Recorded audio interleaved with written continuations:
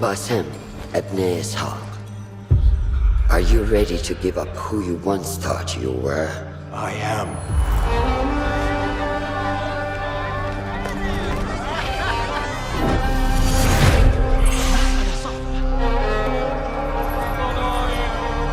Ready to sacrifice everything you held close? I am.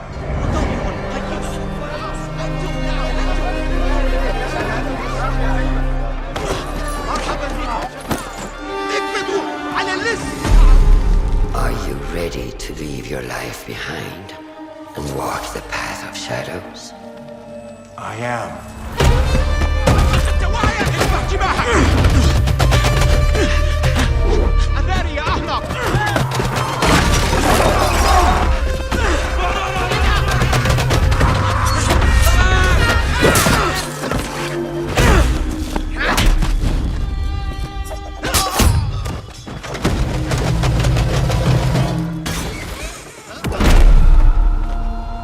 Then, out of the dark, you will come into the light.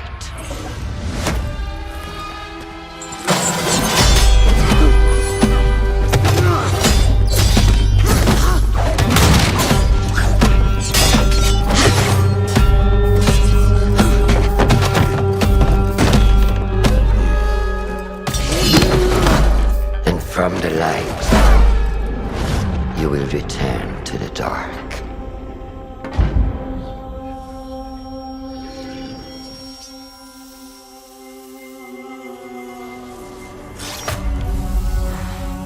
Never forget the tenets you have sworn to uphold.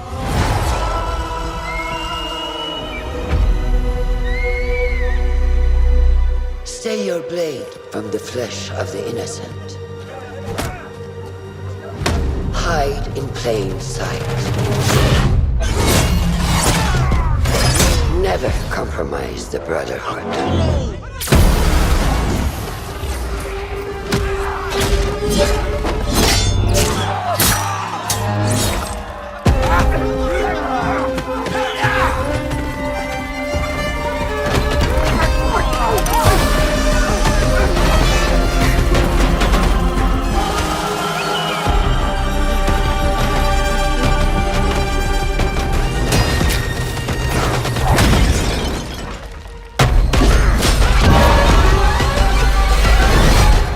From this day forward, you are a hidden one. لست إلا نقرة.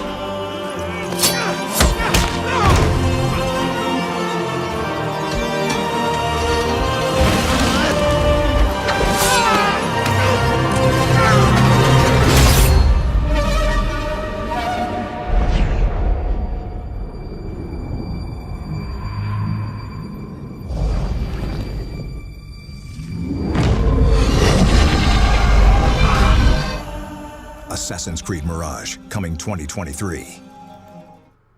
Well, welcome everybody to a new live stream here on Access the Animus. My name is Marco, and I'm joined as usual by Sary here. And today we are in for a special live stream here on ATA. As you can see, we are also joined by our bestie, Sebastian. Hello, Sebastian. Hey everyone, how are you? So, welcome to everybody in the chat. Hello, Wajajan. I tried not to laugh. We had, like, our mic was open for a time. And the reactions to the trailers were pretty nice. Hello, Wajajan. Hello, Elena. Camila, welcome. Animus Drifter. Hey, hello. So today we are in for a special live stream because we are gonna have some kind of like time travel. We're gonna go through all of the trailers for Assassin's Creed Mirage, the reveals at Ubisoft Forward. We are going to discuss a lot about parkour while we're at it, as you might have seen in the title and the thumbnail of the video. And of course, to discuss that, we had to have the resident expert on parkour. So Sebastian, You might I delight promise us. I'm gonna be nice. Are you though? I- Are you gonna be? Hello Taro, hello Draven Reynolds, Quantai, welcome, Ikraik and Zark are our mods for the evening. So thank you guys hi, so Nick. much. Sorry, go ahead. No, it's fine. Hi Nick and hi Zark. Thank you as usual for the much appreciated work you always do. Thank you for the help. I will need that as usual. So we just had the first of the videos that we're gonna see today. So we are starting our journey through time through the first content that was released for Mirage. And I wanted to ask you, Sebastian, like first thing first was what was your first reaction when you saw the trailer? Like This one, the cinematic trailer Yes. we just saw, or like yeah, let's start with this one because like let's go through time and then we go. At the time when they released this trailer, I was just as impressed as everybody else. Premises and promises of this trailer, everything from the beginning to the end was like pretty good, but it was still a cinematic trailer, so I was left a little thirsty for gameplay. Yes. And so like I didn't really wait too much on the cinematic trailer because not anyone can make a good cinematic trailer, but there's just so much that a cinematic trailer can tell you of a game without the gameplay. Mhm. So, but definitely the promises were intriguing. Oh yeah, absolutely. I was also What very. did you think of the trailer? I was very much sold on the concept because I mean it had been years since we were playing as a proper assassin and blah blah blah, the usual stuff. A Middle Eastern setting and a story about the assassins and Templars or hidden ones in the Order of the Ancients. The trailer did show that this is the main focus of the story. So I was very much happy about this. But the same went for me. Like this is a cinematic trailer. There was no gameplay at the time. Some screenshots, but you could see that they were heavily doctored, or like they were there to show you, vistas and the character and everything. But one thing I want to say about the screenshots, and I was talking about this with a friend, because I have a friend. His name is Zach.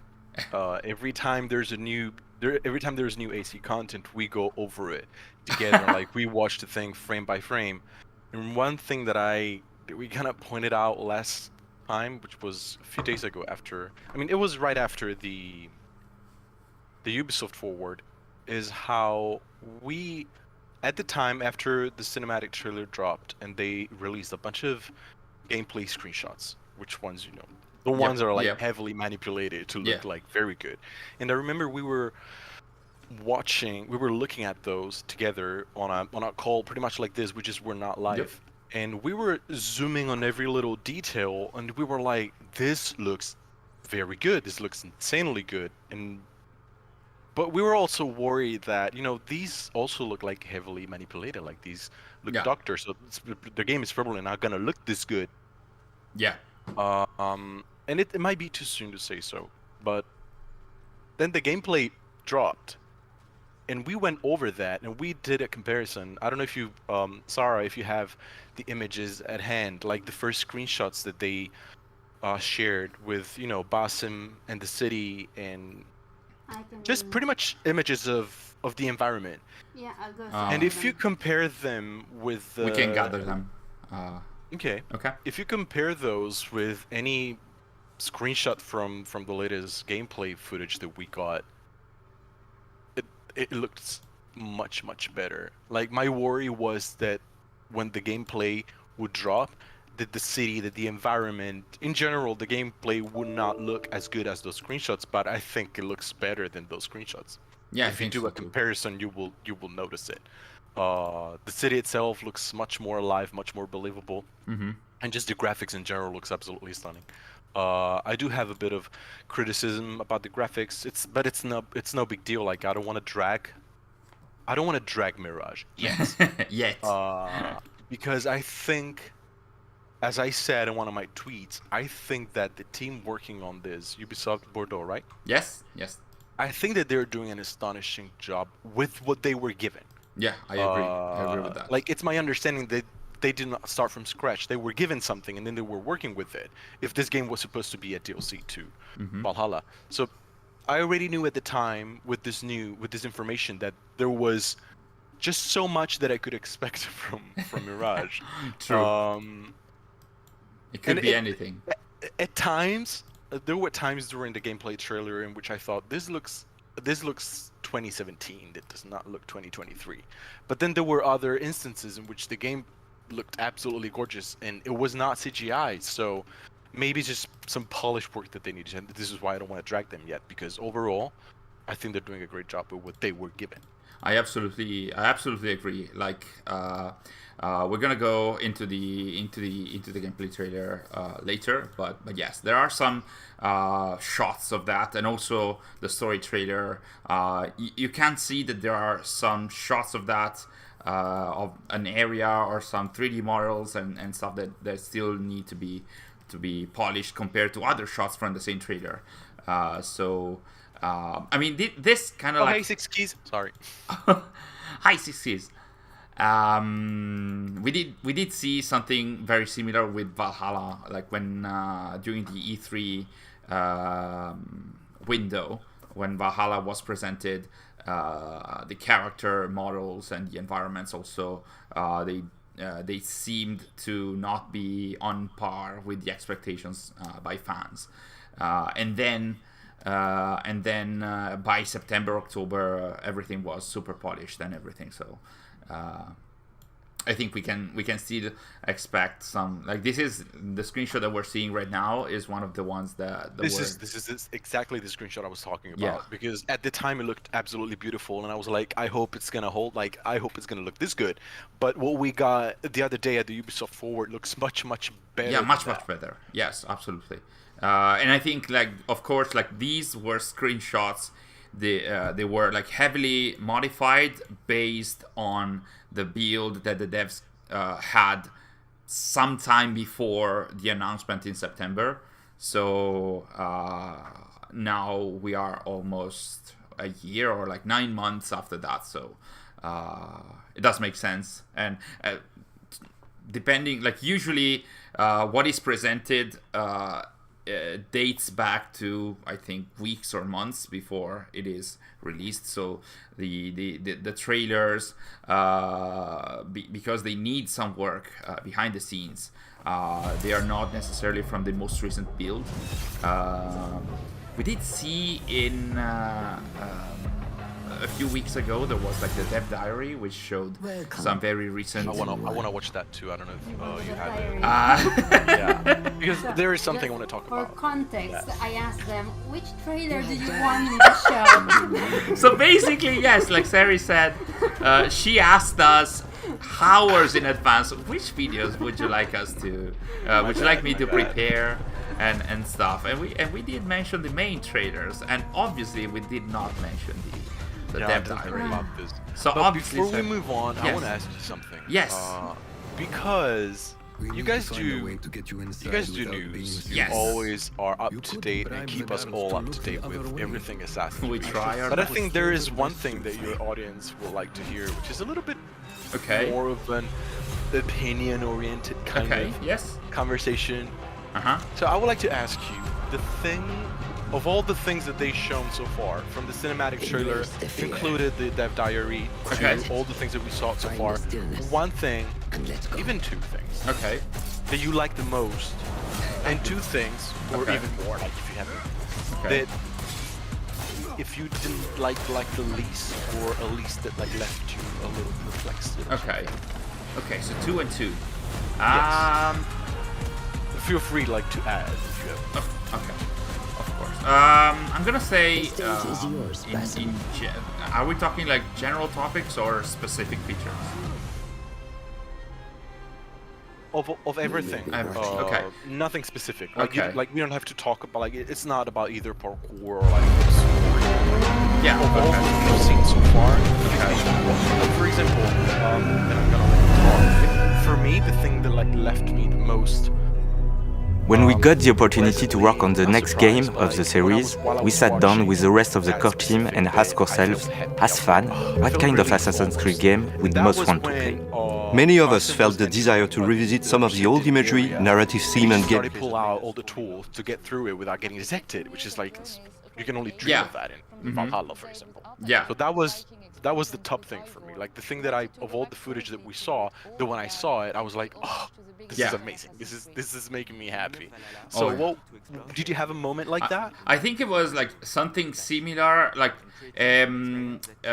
one of the elements. In general, I am very surprised by stealth and all the various elements. But if I have to go more into detail, it is the way you can use the environment, eagle vision, and the tools, and the fact that Ubisoft made a full trailer, or almost a full trailer, dedicated to an assassination contract where all you're doing in the trailer, the focus is all on stealth. Like the full mission is showing how you can do an entire mission without getting spotted, with all the tools that you have at your disposal.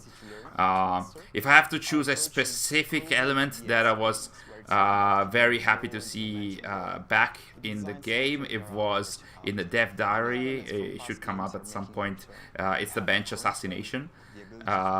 Because it's been a long time, and when I tried that in Valhalla, it's not the same, and yeah, so the feeling of stealth plus feeling like an assassin, like in the original games, that was pretty nice, and seeing the some of the very old elements that Valhalla did try to bring back, but it didn't work properly, like with every element and with every situation.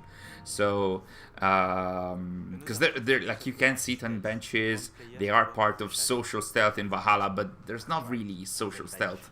They can be used for proper purposes in the missions. I do. So same for you. Like the stealth was what intrigued you the most. Yeah, in general, yes. I'm gonna say stealth. There it is. I love it. I love it so much. And it does seem like he's bringing the target to sit it on the bench, like Ezio used to do. So yeah, that's a very cool feeling that I hope that it's going to be back in the game. So that's one element. Another surprising element. Was there anything in the entirety of the content or Yes. footage they released? Was there ever a bit, even just like a split second of lore or like first civilization at all? Because I'm asking if there is anything, because I might have not picked up on it. I only watched, you're not gonna believe it, but I only watched all the footage twice. Okay. So this is gonna be like the third time for me to watching this whole content. It wasn't shown other than Eagle Vision, but it wasn't shown. But it was mentioned in a recent interview that there is going to be some content in the game. The narrative As director. in sites? Sorry.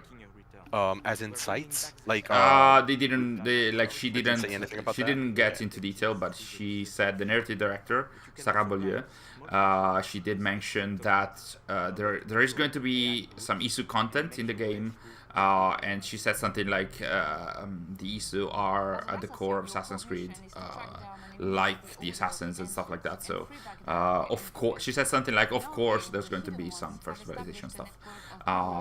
And well, I mean, we could expect, because Basim is a sage, so by definition there should be some, like the genie is part of the Isu stuff, even if we don't know what the genie is yet.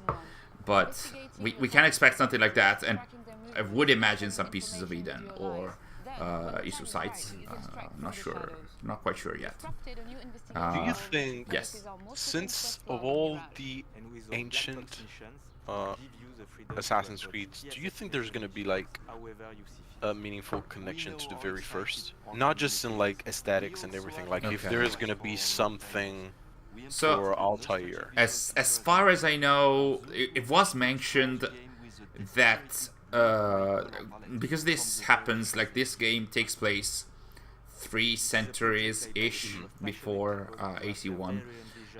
There's going to be some connections in terms of how the Brotherhood is evolving, and there's going to be some story elements that show that the new direction that the Brotherhood will take is the one that we see in AC1. So as of now, the hidden ones, by definition, they are hidden. They're not a public organization, and they will go public in something like 150 years from the events of Mirage, with their son Isaba, the mentor. I think it was mentioned that the hidden ones within this game, they're gonna feel the need to, I don't know, like change the organization, much like the Order of the Ancients are changing their organization, as we saw in Valhalla, with the Reformation through King Alfred, that will lead to the Templars, and the same will happen with the hidden ones. I'm not sure if we're gonna have direct connections to ancestors of Altair. There might be some, but I wouldn't expect more than some small connections. Well, maybe, I don't know. What are your expectations about that? Embrace the fear. Honestly, none. I don't think ever since Black Flag dropped, I just put zero thought, no thinking at all when it comes to the story, because I had like some sort of like awakening when Black Flag dropped, in which I realized that the story to them was not that important. Like, to keep up with the lore, to keep up with the cliffhangers that they make was not that important. That gameplay was more important. And that, in AC history, that part between that moment between AC3 and AC Black Flag kind of broke me when it comes to story, because I was invested up until not just the end of AC3, but like, I had expectations because, spoiler alert, Desmond dies at the end of AC3 and Juno is released, and you were expecting this threat onto the world, like you wonder what is going to happen now that Juno is released, and then this was like never picked up. And I was like, if this is the F word that they're going to put into it, this is the same, I'm going to put the same F word, I'm going to put the same interest. So ever since then, I never really had expectations about the story. For me, Assassin's Creed, ever since Black Flag, has always only been about the game. So I don't have expectations when it comes to the lore. I'm interested, of course, but I know that they are kind of winging it and just like playing it by ear every time a new game comes out. There was a point in which I believe somebody said that there were plans to make up like 500, 700 years worth of history. Oh yes. I don't know where that went. I think there were, like, it was a mention of I think it was Darby. It might have been Darby that mentioned that there were plans, or they had mapped out the history of the Isu for something like hundreds of years, and they wanted to drop little bits of that throughout the games, but like having like a unified history of the Isu, and they wanted to like drop it here. One thing that I have to specify though is I didn't like lose interest entirely in the Okay. story. It's in the overall story, like in the Okay. overarching story.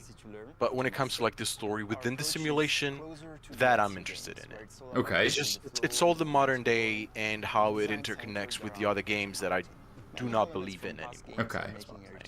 But like That's fair. to get the story within every individual Assassin's Creed, I always have expectations that it's gonna be good. Okay. For example, Origins, I loved. It's incredibly flawed. There were bits that I hated in Origins. I don't know if it, it was actor Thierry, the whole thing, so he made me Yes. love it that much. Yeah. But Abu is amazing.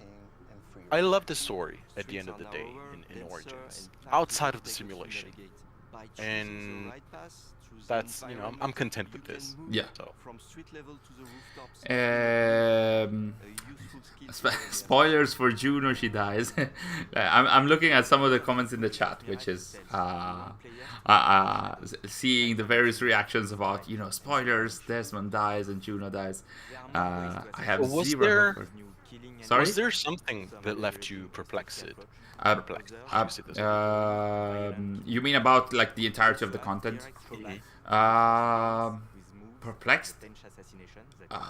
Because That you were like, that you saw it and you were like, I don't know if I like this.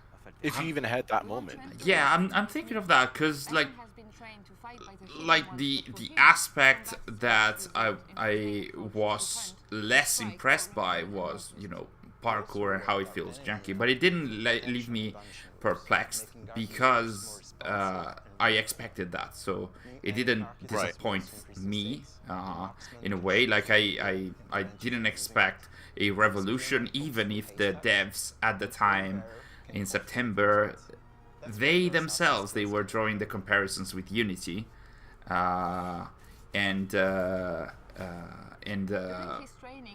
I think that It was very bold of them to do. yeah, and there was no need for that because now I've seen a lot of, well, not a lot, but a good number of fans saying, "Hey, where is Unity?" And later we're gonna make some discussion about that. And yes, like there was no need to say, "Hey, we're gonna try and do the same crowd density of Unity or the same parkour fluidity and stuff like that." So yeah. But since we're talking about parkour now, Yes. since we have the video rolling in the background, sorry, Yes. can you put it in? I cannot hear it, so I cannot like quote it exactly. Okay. But when they show the parkour bit, they say something that I find not misleading, but incredibly in the smart. dev diary, you in mean? the way they worded it, like very smart, because it makes it sound like they actually brought something back. Okay. But at the end of the day, according to what we've seen, at least, I don't know if they actually brought something and they didn't show it. So Okay, so we there's just a need to chance. get that. But yeah, when they talk about parkour, they talk about the fact that they brought back all things from the past games. And then he mentions vaulting. Let's see, right now. They mentioned vaulting. Okay. Turning the corners. I don't know the name. How would you call that in English? Like when you have like an obstacle at the Oh, corner of a building. it's called the corner swing. They're calling it like that. The corner swing, which were really like, yes, there are in past games too, but by the sound, like they made it sound like this was something that was not in the games anymore, but it was. Okay, yeah. And we can see it in, I gave some clips to Sary from Origins and from Odyssey and Valhalla. They all have, I think each has one of these moves. So there it is. the things that supposedly are back from the past, they were never left out to begin with. Things I that agree are with that. gone from the past that would have been great to see are things like control descent. Yeah. We haven't seen anything on like getting off a building except through murder. They Yeah. only showed getting like on street level by doing like air assassinations, which is a very smart way to not show how to get to ground level. There it is. See, That's that was the already in corner swing. Origins. Yeah. And I think the reason why maybe people don't have memories of this being in Valhalla or in Odyssey, even though I'm pretty sure there's bits in which there are, is just because the level design didn't offer it. But I'm pretty sure Exactly. that if it was there, the character would have been able to do it. Oh yes, I agree. Even the with that. zip line as well. And my biggest criticism, which is, as you said, the thing that let me down the most, didn't really let me down because it's not something that I didn't expect, is the bit in which they showed parkour, but this is not from the dev diary. This is from the gameplay trailer that we saw at the Ubisoft Forward. I mean, there's a little bit of parkour in the dev diary as well, and in the first gameplay trailer that we saw. But see, for example, in this clip of Unity, as you have it, like you have pretty much the same obstacles here as you have in Mirage. We saw a lot of facades. How do you say it? Yeah.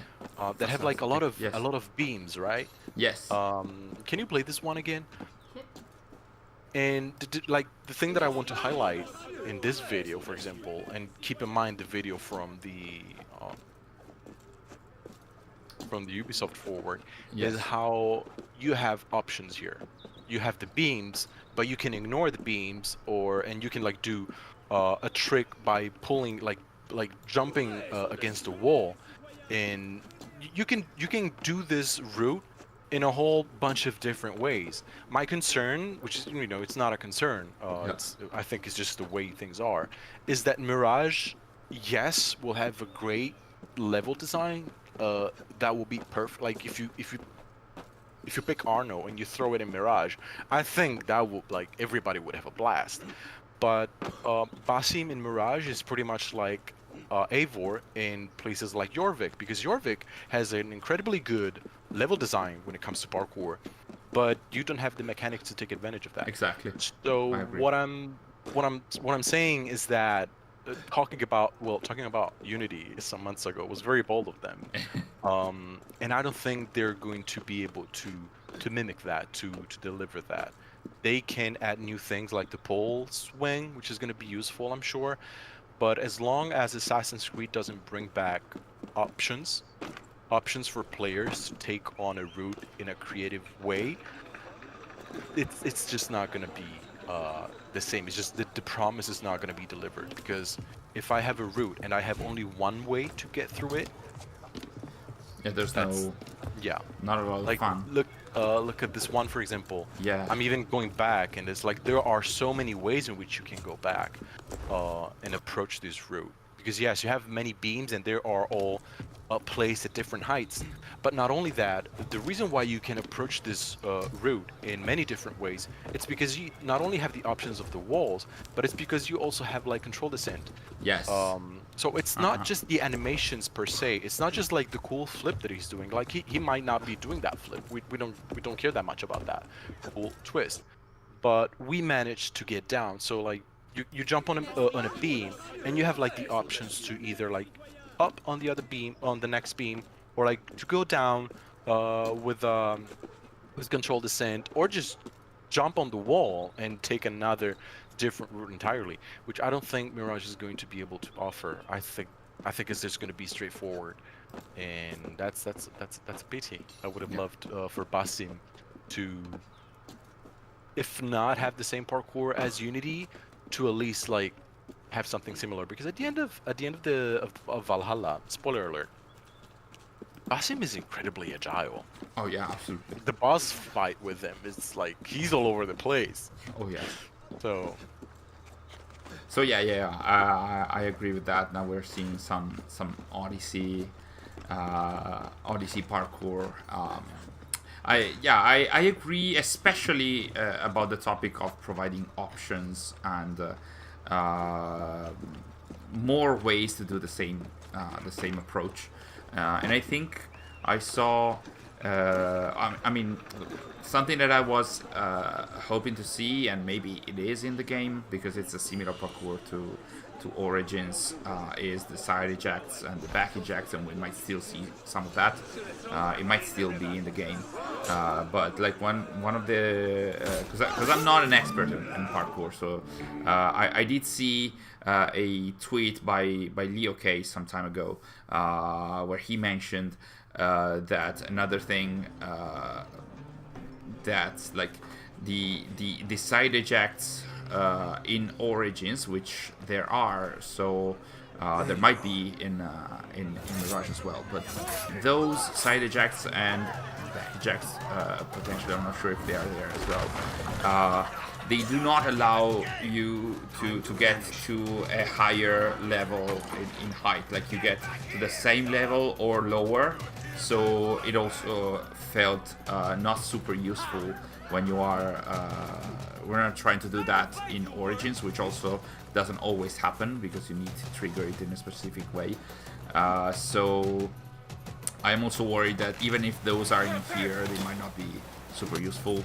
And you can see it right now. What you said earlier. Like this is, it is nice because there is a like this is a definitely path. more similar to that clip of Odyssey that we just saw. Yeah, exactly. Than Absolutely. to Unity or.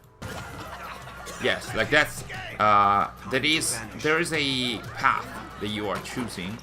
There is only one way to tread it, and even here when he goes down, it's not a proper controlled descent. It's just a jump. And I think they didn't show the controlled descent because I think it's not very there. much. Yeah, it's very much the same as Valhalla, as in you just drop down. And that is it. It is fun to look at in that it is more dense than it was in Valhalla, but I think that at some point you don't feel the variety in approaches, and that. One thing that I pointed out with my friend when we were Yeah. watching this whole thing is kind of like the lack of. There you are. The wow factor. Like, when you look at this, bit of gameplay, you don't really get like, oh damn, this is something we've never seen in Assassin's Creed. And I think this is important. Like the fact that we're watching 30 seconds of parkour and no one is impressed. Yeah. It's kind of telling. Yeah, I know. I think this is just as much as you can stretch it. For the next Assassin's Creed games, I would like for them to do something new, to have an entirely new movement. Yeah, I think that we will have different expectations for Codename Red, for example. I think this is you mentioned it before. Like this is the best they could do with what they had, with what Ubisoft Bordeaux had. So. Still kudos to the devs for turning a DLC into a full game in the span of 1 or 2 years, and to still be able to have new features, new systems, like a proper stealth system, some more fun assassinations, and the parkour. It does feel like you need to do it from the ground up, and surely that wasn't something that they could do, especially considering that Ubisoft is restructuring itself to have a bazillion Assassin's Creed games that are different in different settings and different stuff that you can do in them. So Six asked, Memento, did you see the clip where someone sped up Mirage's parkour? I think that was Leo.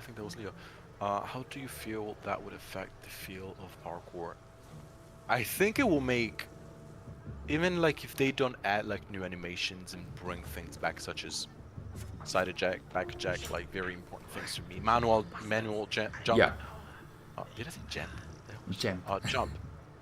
I think that speeding it up would definitely be an improvement, because one thing that I was very frustrated with in Valhalla was how slow it was. Oh yeah.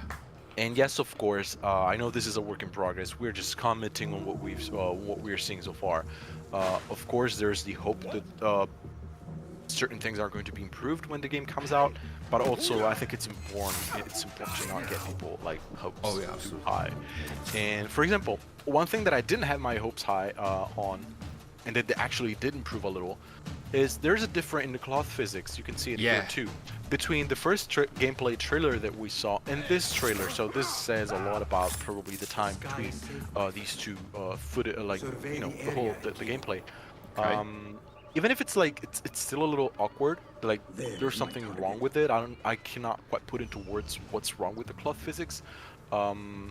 Especially when you look at footage from Origins, for example. At least, and this, like, I know it's such a, like, it's a minor detail, but this makes such a great difference for me when it comes to immersion.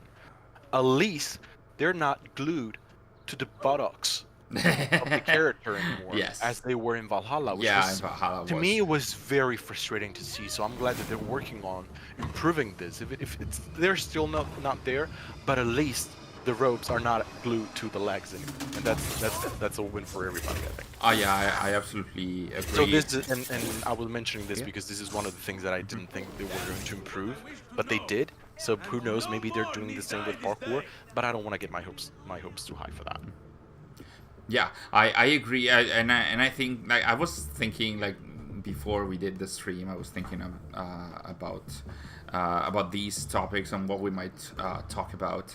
I think that because you and I and Sary as well, we have participated in some workshops for Odyssey and Valhalla and Origins as well before the games were released. We do have an idea about how much time, how it is not really possible to change, especially something like parkour in a game, even, you know, several months before release. So it is good that we are not keeping hopes too high, because we do know, we have seen that there's, like, it's not something like a system like that is not something that you can change overnight.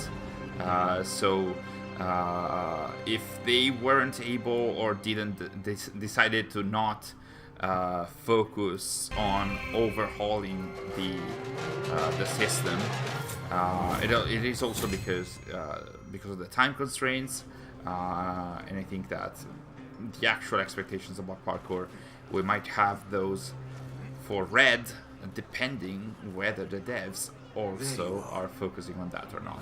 I would say that if they want to convey on the ninja experience, they should really do that. But we'll see about that. We did have expectations about that also for the RPG games in the past, and they did not really deliver. So we'll see about that. Elena is saying, just have no expectations, problem solved. Cut to the chase. I agree with that. We have also Gamescom in August for Mirage, says Craig, says Nick. The show. Is Ubisoft doing something for Sorry? Mirage? Is Ubisoft going to be at Gamescom for Mirage? It is going to be at Gamescom, but we do not know if. I mean, I would expect them to bring Mirage, because, like, if their showcase, if the forward is anything to go by, their main games currently are the new Star Wars games, the new Avatar, and Assassin's Creed Mirage mostly, and then there's a plethora of other games, surely. But if they are going to be, that is confirmed, they are going to be at Gamescom. So it's not. We don't know yet how big of a presence they will have, but I would expect Mirage to be there in some shape or form. We don't know if it's going to be a video, if it's going to be playable, or if it's going to be playable only for the press. We don't know yet, but there's going to be some presence there. So we'll see. Animus Drifter is saying, my expectations were already low, but I'm still sad. Come on. I mean, it's not all bad. Like, no, it's not. And as I said, at some point, I think, like, the overall, like, the general, all things considered, not just parkour, but the aesthetics, the focus on stealth. Yes. I think the whole thing can make up for parkour. Yeah. At least for me. Because, for example, Origins did. I have Origins. I keep Origins in very high regards, even though there was pretty much like the end for parkour, because the difference between Origins and Syndicate is like already Syndicate was like going that way with the removal of manual jump. Yes. But Origins pretty much like declared parkour dead with making movement rely only on the stick, with no high profile, and removing things like side eject is there, but it's just not the same. Yeah. It doesn't work the same way. But in a way, that game managed to be a very good experience for me. So I'm expecting Mirage to do the same. So I'm not really disappointed by Parkour because I knew what it was going to be. Yeah. Pretty much. But so far, it's already better than Valhalla for so many reasons. So that's I think that's a win for everybody. Yeah, I absolutely agree. And it's also something that we're gonna see in a few seconds. I'm also super happy to see. Oh, there was a question. Okay, so Chris is asking, do you think the Isu element / first Civ will be the Sumerian mythological theme related to the Anunnaki, who were a first civilization story, or something more related to do with the Jinn? There's definitely hints to that, because for example, the name of the eagle, the name of the pet, the bird pet of Basim is Enkidu, which is in real life lore, in real history, was the best friend of Gilgamesh. Yes, absolutely. Spoiler alert for the epic tale of Gilgamesh: Enkidu doesn't end well, and throws Gilgamesh into like his passing. The passing of Enkidu throws, Gilgamesh into not depression, but like he was very sad about this. So I'm expecting this bird, since this bird is not in Valhalla, I'm expecting this bird to have like pretty much the same fate as real life Enkidu. But I would be surprised if they didn't tie the local history to the lore. Yes.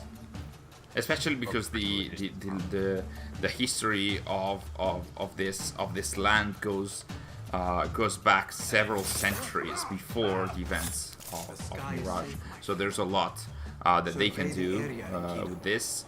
The Order of the Ancients, they are the members of the Order of the Ancients, they are using masks. They are designed in the shape of I think Babylonian gods, or at least they are I think the devs mentioned something like they are oriented towards that. We do know that the genie is part of, Persian culture and Arabian as well. And what else?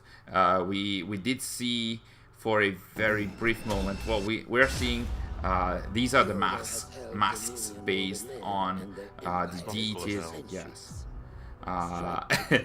And there is a shot in the other trailer, in the gameplay trailer, of a place called Gurigalzu, which is basically this super ancient city that dates back to the 14th century BCE. That would be 2,200 years. There you go. It's right there. Almost there.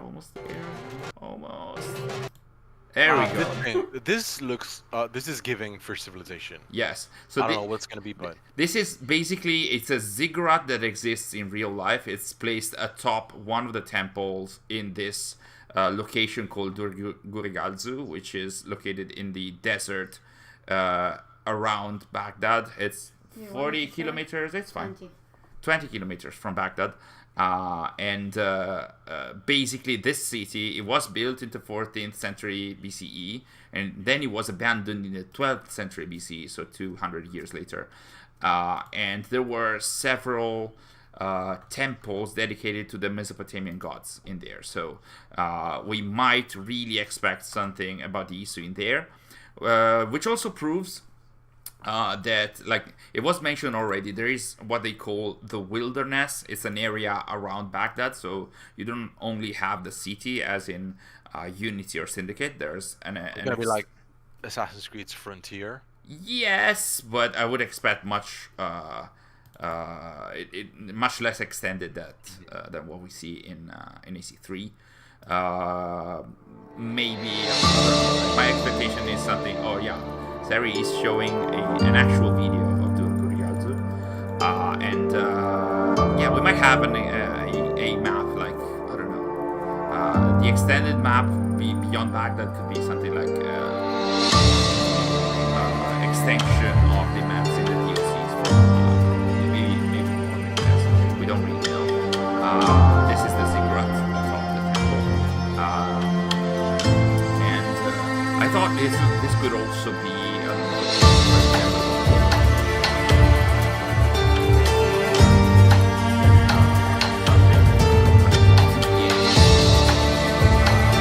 this is the city was abandoned pretty early, but it stayed there as sort of like something that you see from far away. So it also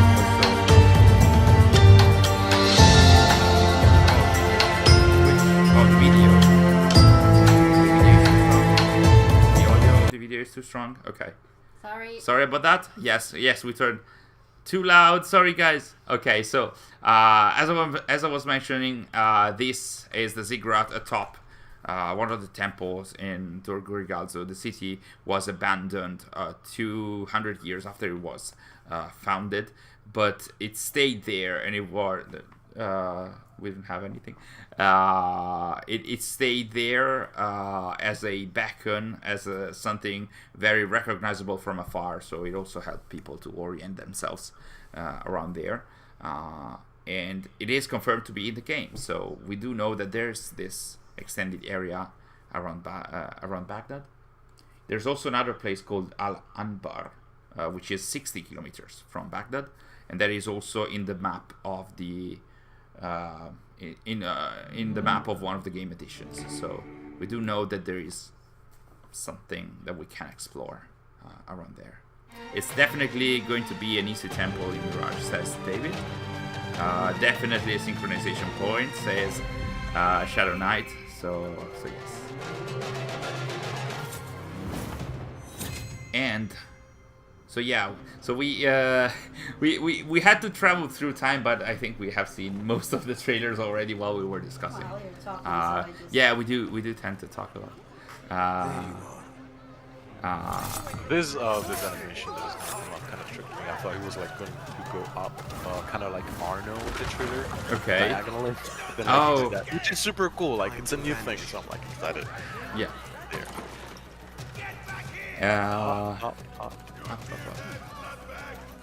Yeah, so now you can see the 3 detection levels, or whatever they are called, like the notoriety levels are back there in the lower left and in the lower right of the screen. They are a little covered by our faces, but it's still in there. And as you can see, like there's the more non-stealthy actions you take, the more attention you will have by the guards. That's from the original games as well. The second level that we had here, it will bring archers on the roofs, as we can see right now. And then there's going to be, guards attacking on sight. I think they also mentioned that the worse your notoriety, the more the NPCs around the streets, they might try to stop you to help the guards. If you are in a like in the worst level of notoriety. But on our side, we will be able to use specific tokens, which this felt a little bit weird to me. Like there is organic social stealth, so basically there are groups of people just standing by. They're not moving, as far as I know. Yeah, the tokens you can see right now. I'm not sure I understood what those are. Can we stop the trailer? So we okay. So these are different contracts that you can take at the contract board. They all have their little drawing to show what you're gonna have to do, and also the drawing of their of the token that you can get. So for each of the contract, you can get a token. There's 3 types of token. Can you move on the left of the screen? Up. Still left. There we go. So in the upper left, there's 3 types of token.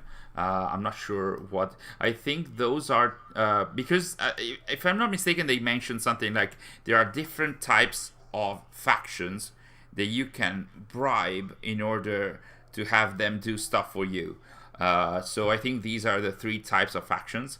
And kind of like the courtesans, the mercenaries. Pretty much, but instead of having standard money, standard currency, you will have to use these tokens in order to bribe them and have them. As far as I know, you use the token in order to get them to walk in a specific direction. Like there's this faction of people that they walk inside a fort and you walk amidst them and you don't get spotted. Or imagine a main assassination, you get to the black box mission and you could bribe a group of people to enter the main area within there.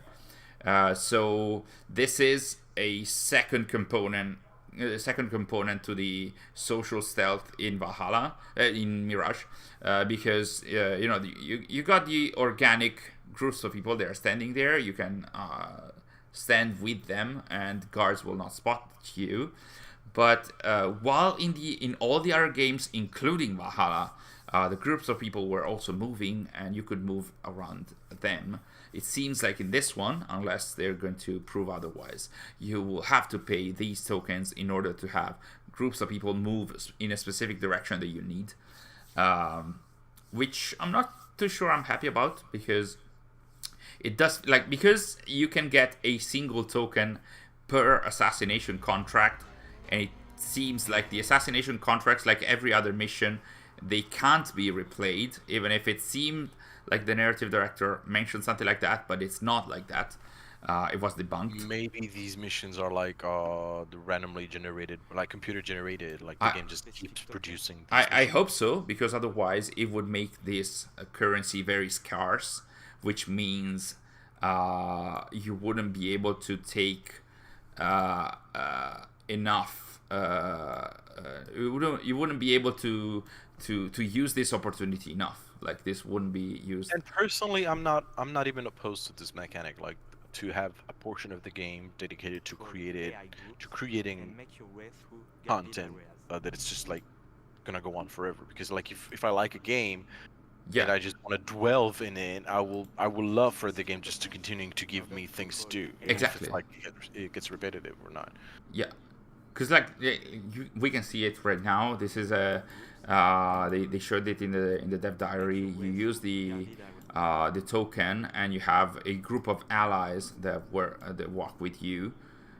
We see it only for a few seconds, while this is more of a organic kind of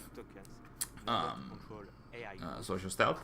So this is the classic infiltration in an area that you have in all the other Assassin's Creed games. So because you can get a single token per assassination contract, which will take you, I don't know, half an hour or 15 minutes to do, I'm not sure. Like, I hope that these missions, like these assassination contracts, they can be to a degree replayable, or they are randomly generated, so that you can get involved with the assassination and stealth mechanics, even just for 5 minutes or 10 minutes, and yeah, we'll see. The tokens are basically an IOU, right? What do you mean? It's a way to bribe the factions that are staying there, waiting for you to bribe them. Imagine like I mentioned earlier. Imagine a black box mission. You have plenty of ways to enter the area where you have to assassinate your targets. One of them is to parkour around, get to the top, and then to the bottom where your target is located. Another one is to bribe a faction outside the building that will allow you to enter without getting spotted, even if it's a red zone or something like that. So there is something that we saw that we mentioned in our gameplay trailer breakdown. No, if you can speed up a little bit. When he goes atop the perch right here, they shoot Enkidu, and then we can see this social stealth opportunity, I think, something like that. Yeah, we can see it in the lower left, over just a little bit over the left wing of Enkidu. There's this this icon of two people. Of that, you're gonna have to like use a token. Maybe, I'm not sure, because like otherwise, would you really need an icon to say, hey, you can do organic social stealth there? It's just random people. So I would expect, because that is also right outside the entrance to the Prince's Palace, which is a red zone. It's a place where you are spotted like everybody else is going to attack you. So I would imagine that is a social stealth opportunity where you have to bribe people like a faction to get inside. If we go back, I think we can see that there's like 3 to 4 people there, and you might use them. Maybe that is just my assumption, because I'm not too sure, but we do know that we have to use these tokens in order to get people to move. Like in the first gameplay trailer, there we go. See, there's like 3 to 4 NPCs in there, and they are, I don't know what they are doing, but probably they are waiting. I don't know, maybe they are courtesans or something like that. Like they are dancers, maybe. I think they did mention who the 3 factions are, but I can't recall. Like these might be dancers, and you use them to enter the palace, and then you don't have to take the parkour route from the top, but you can go maybe from the ground and get to the target. So this means that also for the assassination contracts, you will have multiple ways to get to your target. So says it's interesting that tools like darts, smoke, etc. can be unlocked only one at a time. Yes, that's amazing. You could do some assassinations without having unlocked throwing knives yet. And it's interesting that you get to choose. Like, yes. Unlike AC1, you get to choose like whatever you want to unlock. Yeah, that's amazing. I love that, because it adds an element of strategy, and also that's another element that makes your playthrough different than mine. So you can compare that, and What do you think you're going to unlock first? Sorry? What do you think you're going to unlock first? Smoke bomb. 100%. He's disapproving. You're disapproving. No, not really. At first, I thought I was going to unlock knives, but I think it's going to be smoke bombs for me as well. Because smoke bombs allow you both. They're so aesthetic. I'm only unlocking them first. For the aesthetics? Yeah. They are amazing. Can I curse? Probably not. Sorry. But also because they even practically they are both a defense element, but also an attacking element. I think they can be thrown. I hope they can be thrown like in Unity, so you don't just drop them. Hopefully, I'm not sure if the gameplay trailer, because in this gameplay trailer, you like Basim drops them as he's running. I would hope though that you can also throw them, so that will allow you to also use them in an offensive way, like in an attacking way. Like you drop them, you throw them on nearby guards, and then you can drop on them, assassinate them, and then rapidly go to a stalking zone or to a hiding spot. I like that part here when Basim approaches this group of people and then tells them, pretend I'm not here or something. Like, it makes so much sense. Yeah, it's amazing. Imagine doing this in real life and just entering. Who are you? Having a conversation, just they don't react to anything, like Ezio would do, for example. But it makes so much sense for the main character to just say, "Don't mind me." I love that, and also I do love that now when you are getting to an organic social stealth group of people, you can hear them talking. Like there's, I hope that's the case for a lot of. It's not just part of the assassination areas or the black boxes, but I hope that happens frequently. Like you can hear, just random dialogues about NPCs, about random stuff. Because that is also very. Tell them. Yeah. Acknowledge. Yeah, that's what Sebastian mentioned earlier. So there's Basim telling them, just act normally, but also there's them talking about random stuff connected to the location where they are, so the Princess Palace, and the mission that you are doing. Yeah, incredibly bothered that the player didn't open the chest, but... Same. Oh. Same. Also, he didn't assassinate this guard.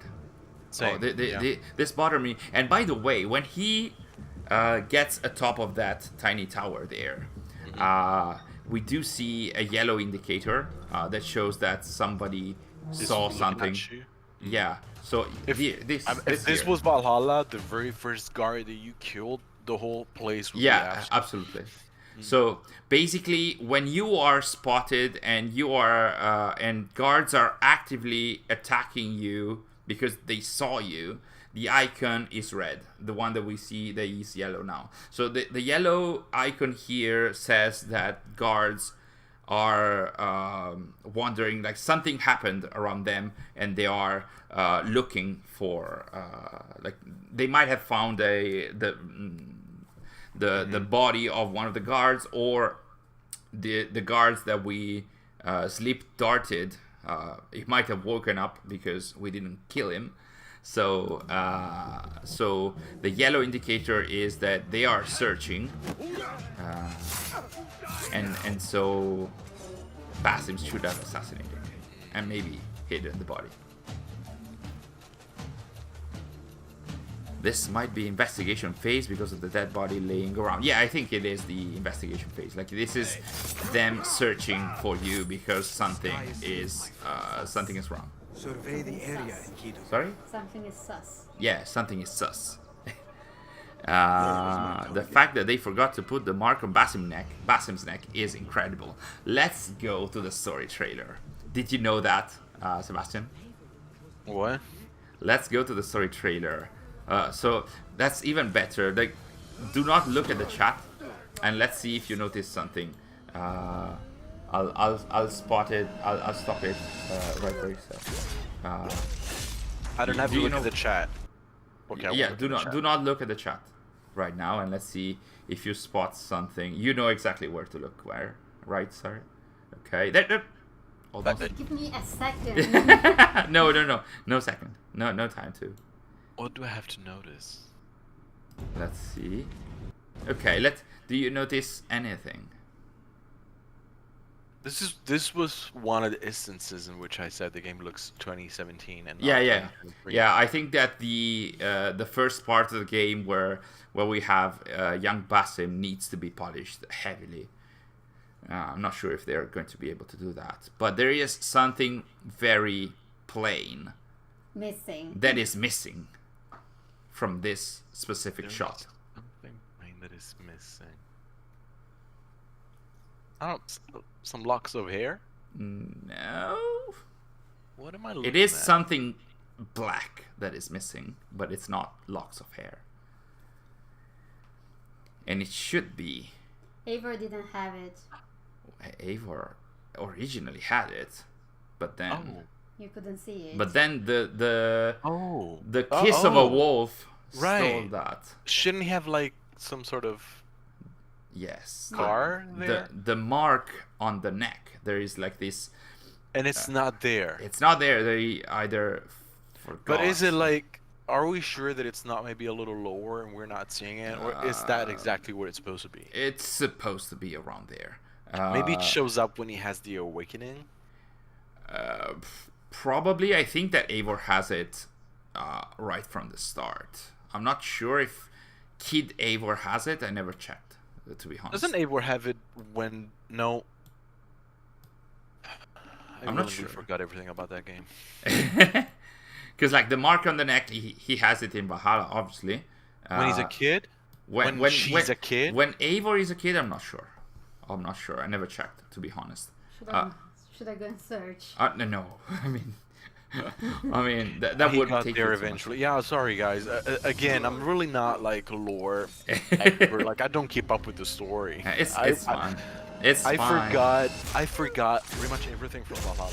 Even though I remember I was impressed by the story. Well, we are here for that, so we complement each other. Yes, Kid Eivor had it. Are you actually looking? Eivor Kid Neck? Oh no, I'm reading the chat. No. Sary is actually she's typing. looking? Yes. Because I do have some screenshots of Kid Eivor, but I don't know if I got the neck in it. Okay. So I can't really see the chat. So his model in this part is so bad. He looks like older than his Master Assassin model. Yes. I'm not a huge fan of this specific face model for Basim. But for he young must. Basim. This one I must love. have something. He must have the scar or something, or Roshan wouldn't be after him, right? We technically we do not know if Roshan knows about him. What do we know of Roshan? I know that there's like some content from for Valhalla that they made, and it was not smart. But I haven't played it, so I have no idea what happens there. Okay, so basically, what we know Spoiler about. alert, chat. Sorry. Spoiler alert, chat. I mean, yeah. This is for Valhalla, so it shouldn't be too much spoiler. But what happened with Roshan? So in Valhalla, we see Roshan. She is something like 70 to 80 years old, because she is around 50 in Mirage already, and that is 20-ish years before the start of Valhalla. And the mission with Roshan is, oh, there we have it. There is a mark on the neck. Is there the mark on the neck? Probably. Oh. Okay, so let me.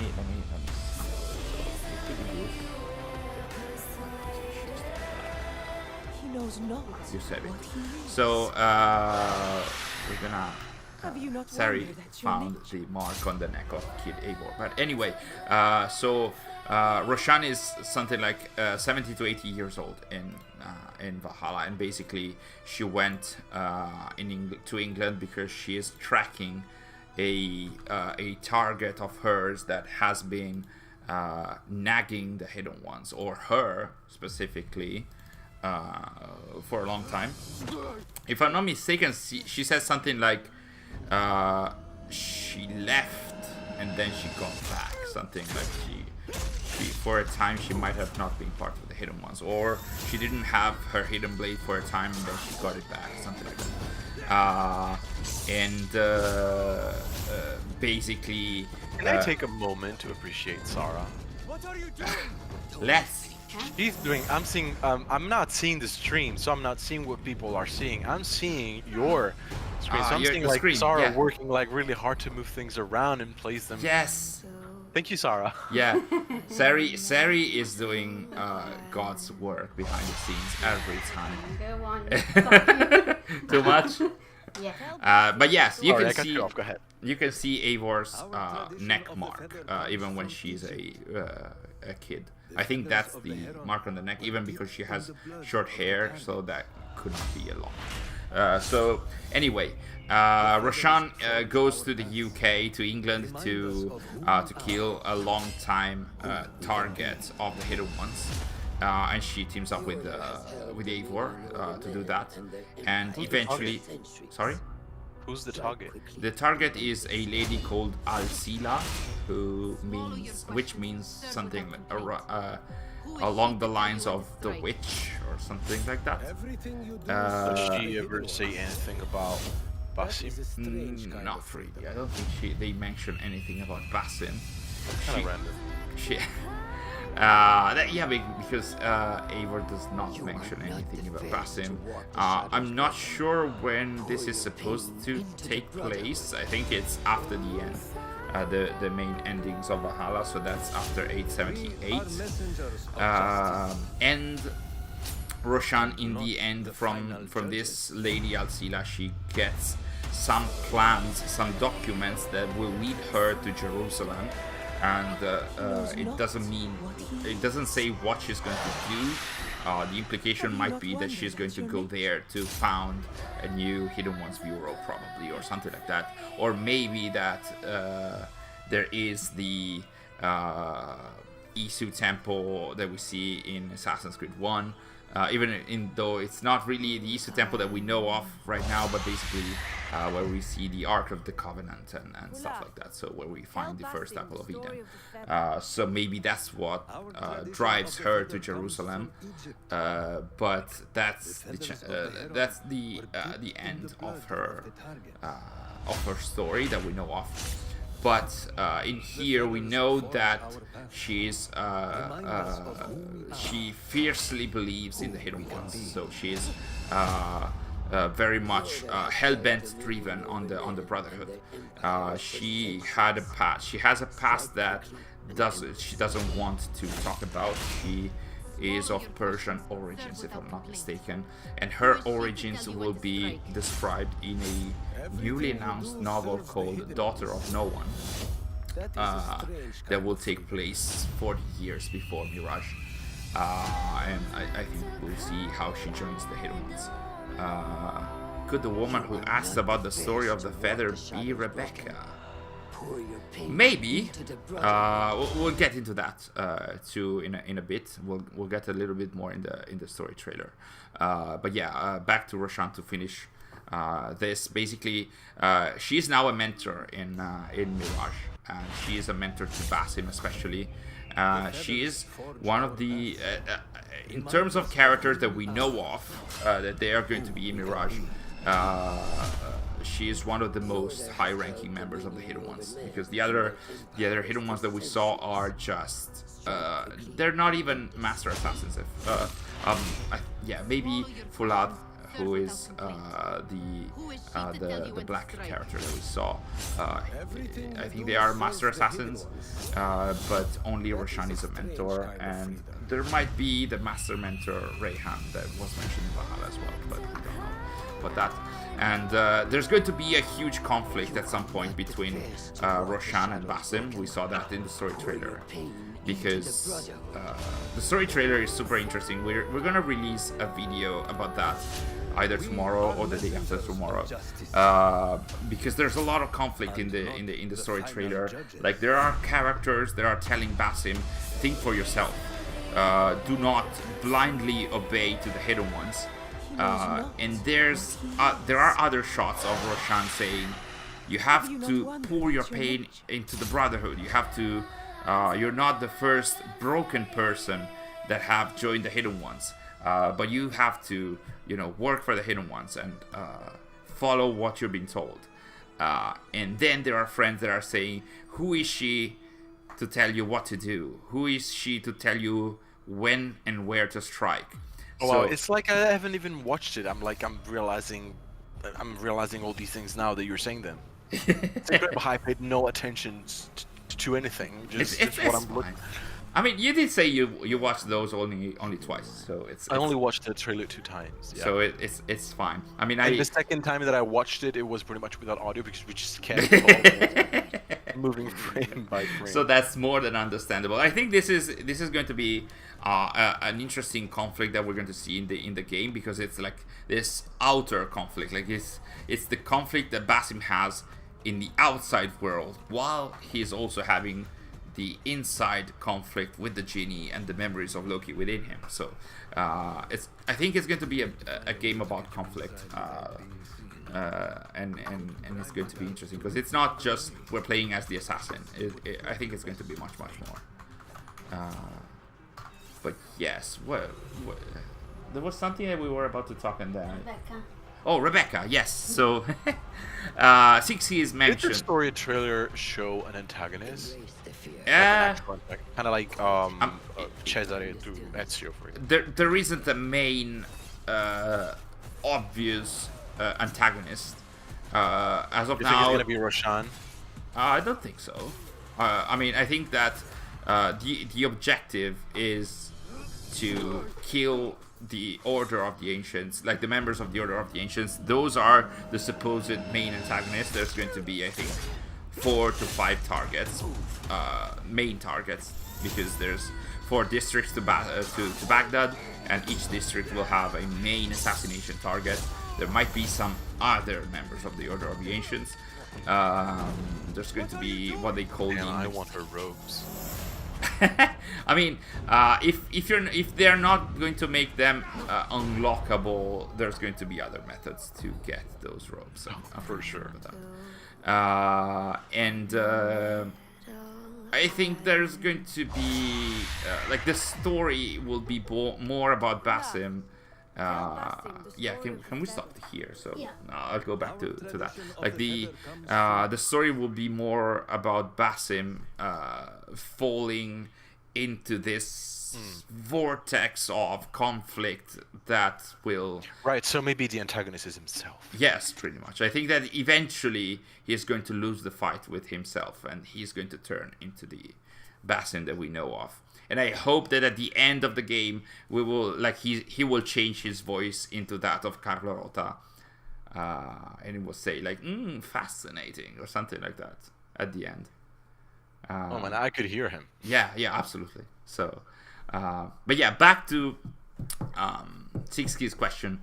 She asks, is the lady that we're seeing right now that asks Fulad, who is one of the master assassins here, that tells the story of the feather and what it means to the Hidden Ones, is this lady Rebecca? So Rebecca is a character that was mentioned in the cosplay guide, and also I think in some interviews, like basically, also in the gameplay trailer. So Rebecca is described to be a blacksmith for the Hidden Ones in Alamut. She has created the sword, I think, the sword that Basim will use, and that it's pretty huge, but you will see it very soon on screen. And the cosplay guide mentions that it was forged by Rebecca, who is the blacksmith of the Hidden Ones, but of the Hidden Ones in Alamut. But at some point, as you can read, Rebecca will also become one of the Rafiks, which is the Arabic name for bureau leader that was already in Assassin's Creed 1. So we will find her in Alamut, but also at some point she will become one of the bureau leaders in Baghdad. We have not associated a face to the name, but this is a female character. She's a female Hidden One that is not Roshan. It seems to be an important character because her face model seems to be detailed enough rather than that of an NPC. And also, especially her outfit seems to be pretty outstanding. So she might be Rebecca. I like the theory, Six Keys. Hi Sary in the chat because the picture was too huge. Yes, but yeah. So it seems like she. I'm not sure if she's in a position like higher in the hierarchy compared to Fulad, because she says something like, "Hey Fulad, tell Basim the story of the feather." And basically Basim here, he is an apprentice, like he is not an initiate yet. Like we can see it from his outfit that is not the white and blue one. So there's another outfit that we will don for a brief time, I think in Alamut, this one, which also proves that there's going to be different outfits in the game. In the story trailer, there's another outfit that we can see while he's riding a horse towards the end of the trailer. It's around. Okay, there you go. That was it. So I'm not sure how to describe it because we can't really see it properly. But there's going to be multiple outfits in the game, so it's not going to be only the 3 main ones. So it's not going to be only the Initiate of Alamut and the Master Assassin and the Street Thief one. There's going to be multiple outfits, and the outfits will be how do you say it? Dyeable, colorable. There's going to be outfit dyeing, sort of like in Assassin's Creed Unity. Where you have a defined color set that you can impose over outfits. It's not clear if you can impose that over every outfit or only specific outfits. We don't know that the Initiate of Alamut outfit will be colorable. So yes. Just join young Basim without the beard. That gauntlet. So yes, the feather is one of the main elements of the story trailer. They do tell the story, and they are sort of like delivering on the promise of connecting this also to Origins, because, oh, there you go. This is an example of outfit dyeing. The official picture is on the right. This is the official picture, even if it was a little tiny. And on the left we have how Sary colorized the Initiate of Alamut outfit to provide an idea of how it might look like. And there's going to be different color sets that we can find and then apply. He knows not what he is. And then Great work there, sorry. Sorry? Great work there, sorry. Great work, Sary. Wow. Yeah, let's compliment Sary just to get her embarrassed. Hello, Sheriff. Welcome to the stream. Hey, Sheriff. Brasim. Yes, Camila is Brazilian, so that's the perfect outfit for Basim or for Brasim. I want to dye Basim's outfit in the gay flag colors, but I doubt Ubisoft will have that as an option. If Ubisoft, can I say it? Yes. If Ubisoft had the balls. Hello, random Raconteur. Oh, hello, Random Raconteur. Pimento. Hello, Pimento. Big fan. Memento Gallery. How was I answering? I don't remember what I was saying. The gay flag. Oh yes, the gay flag colors. If Ubisoft had the balls to do that, it would be nice, because Guerrilla did that with Horizon Forbidden West. They had the how do you call it? The LGBTQ color. Oh, you mean the Pride? The Pride theme? the Pride colors. Well, not. I don't know. It might not look nice, but they could do that. Like if people would like to do that. I don't think it's necessary, but it's something that they can do. Like Considering their past. Yes, I think so. But I mean, depending on Random Raconteur is Philip, you nerds, obviously. Thank you, Dylan, for saying the obvious. Hello, Dylan, by the way. Was that? Wait, that was Philip? You didn't know. Dylan? No, I didn't know. Well, I cannot keep up with that guy. but yes, it is Master Dylan. Simayi. Ciao, Philip. Ciao, Philip. Ciao, Dylan. So a lot of members of the old gang joining today as well. Oh man. Wish we many. could all go to Gamescom this year. Yeah, I would love to do that. Still not sure, but I would love to go back. I might go regardless. It's not 100% sure. Yeah, because we're doing that's the things for thing. work, but I don't know if. Yeah, the same goes for me. I'm asking for holidays at work, and I'm not sure if I'm going to get them exactly for the days at Gamescom. I don't, so. Sarah, you won't. So I mean, maybe for the weekend. Maybe for the weekend. It'd be nice even just to meet up, even for the weekend, even So without activities. Does Bash hate parkour? We talked about parkour extensively, I think. It's fine. It's not bad as I expected. And it's definitely it's definitely an improvement compared to Valhalla. Let's leave it at that. At least it looks like it.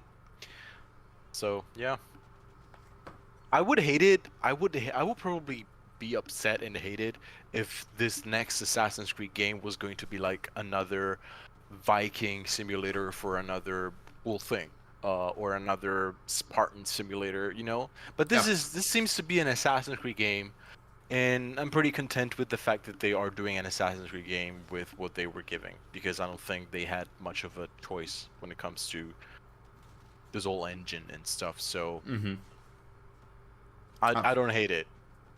I would love for it to be a little different and to have control descent and side ejects, but that would be having too much hope, I think, for what it, you know. Yeah, absolutely. For what it is.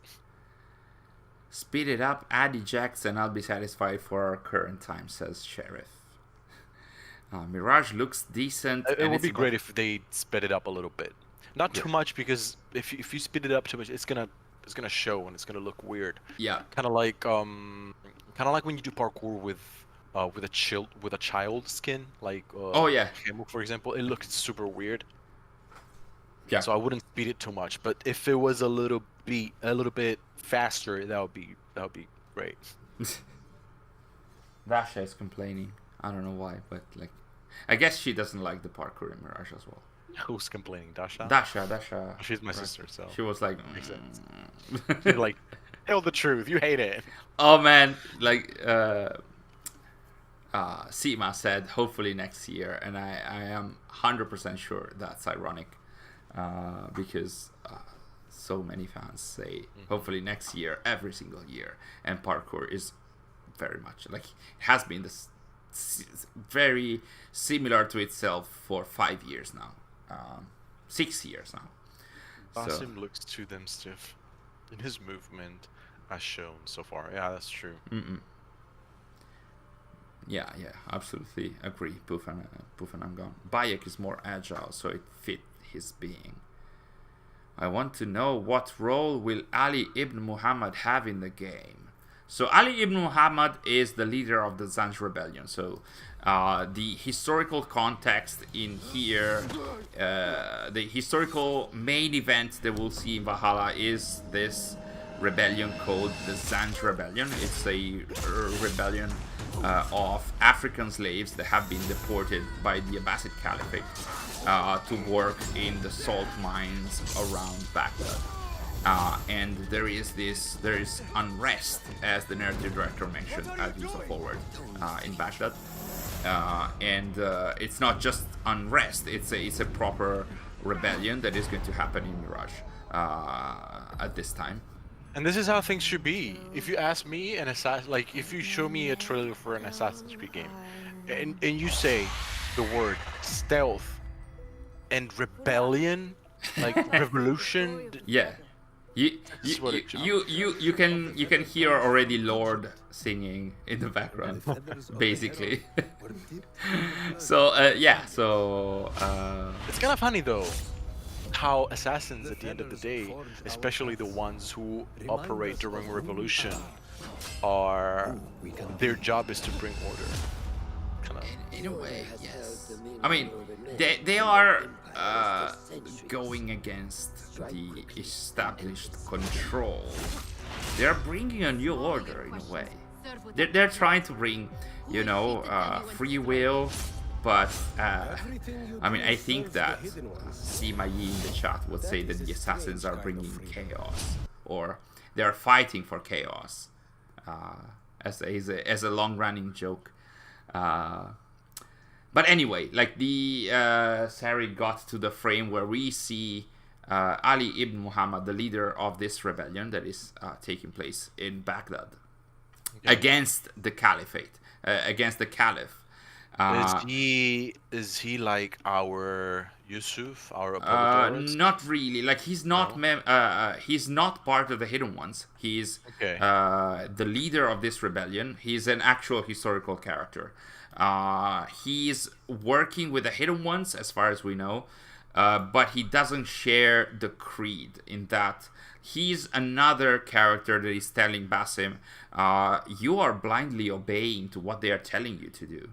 and then he says something like, that is a strange kind of freedom, as we can see. So you're not really free, because you're doing everything you're doing for the Hidden Ones, and not for yourself or for political reasons. So he's being described as charismatic, and I think that he might turn against us, or what the Hidden Ones are going to tell Basim might go eventually against him, and there might be even more conflict to the game. So like Ali ibn Muhammad, along with Nihal, who is a longtime friend of Basim, they seem from the trailer, they seem to be like these agents of turmoil in a way. Like they're telling Basim, think for yourself, do not blindly obey. And it seems like this is something that I'm going to go a little bit more into in an upcoming video. They are bringing one of the ironies of the Creed to the trailer already, so also to the game, even if those haven't been made explicit by Altair for a couple of hundred years. Because one of the ironies of the Creed is that the assassins are saying, like, they are fighting for free will, but they are requiring the members of the Hidden Ones to blindly obey the tenets of the Creed and the direction of the hierarchy of the Hidden Ones. So this is one of the ironies that probably is going to be explored in the story. And here we can see Roshan telling Basim, put your pain into the Brotherhood, keep doing stuff for the Brotherhood. So yes. You're bringing it to the Brotherhood. Yeah, it's very interesting actually. I'll be using that. Yeah. And not the final judges. Like even like when we see something that we don't like about Put your pain into the Brotherhood. yeah, about the AC games, like do you enjoy the parkour? No, put your pain into the Brotherhood. Knows not what he is. Ali is already my bae after Basim, is he? How will the Jinn be incorporated into the game? It will be cited as visual metaphor for Basim. So as far as we know, the genie will appear. Sary, you are too fast for us. How can you already be on the proper shot while we are discussing this? So the genie will appear only in the memory corridor moments. So the genie is not appearing in the real world. It's only happening in Basim's mind, and we're seeing that through the animals and stuff. And he will always appear at as far as I know, at the end of a main assassination, because that's where we see the memory corridor. But there's also going to be some moments in the story where this is going to happen, as we saw in the trailer, like when he plunges in the water in his street thief years, and then there are glimpses of this genie trying to reach out for him. So yes, we'll see about that. It's earlier than that. Even more. So yes, this is where it appears, trying to reach for him. It's very dark. This is also in the video that we're going to release soon. It's going to be a little lighter so that we can see that. Basim is in the upside down. Sorry?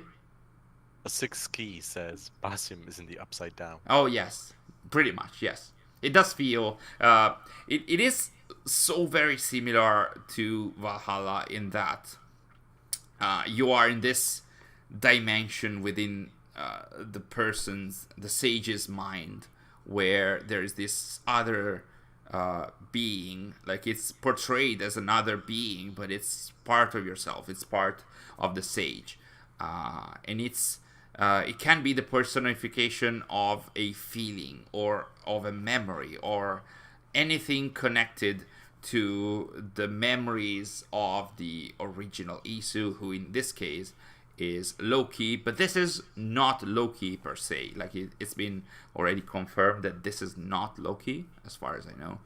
And the narrative director mentioned that nobody has yet guessed who the genie But is. they are someone.